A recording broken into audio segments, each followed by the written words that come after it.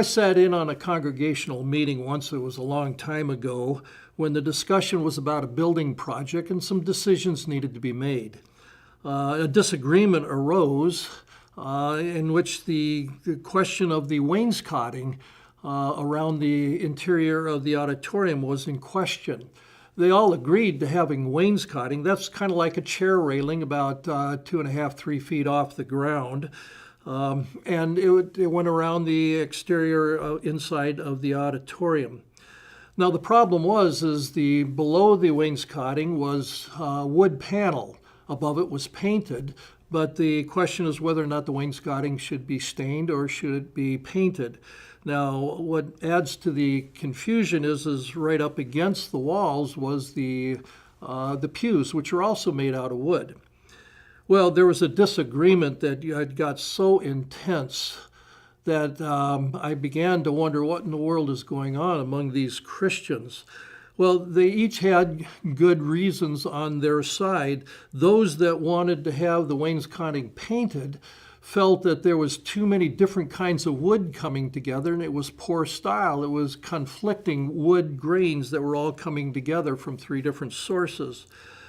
The other group felt that painting easily chips off and stain would be much better in terms of its maintenance and longevity. Well, the decision became so heated, the people became so angry that the leader of the project manager, who was a leading man in the church, got up and angrily said, "I resign," threw his papers down and walked out. Everybody was left stunned. And especially for me as a younger believer, I couldn't understand what was going on. I wonder how that meeting would have gone if everybody had had the mature characteristics that we're going to talk about in our lesson today. These are the ones we're going to focus in on. An elder is to not be quarrelsome. Or we could say a spiritually mature Christian is not to be quarrelsome, not quick-tempered, not self-willed, and certainly not violent. Truth be known, much contention and sometimes even division in the church results because of this kind of immaturity. Elders of all people must have a handle on these qualities. I want to challenge you as you go through this study that if the Lord convicts you, that you confess your shortcomings in this area.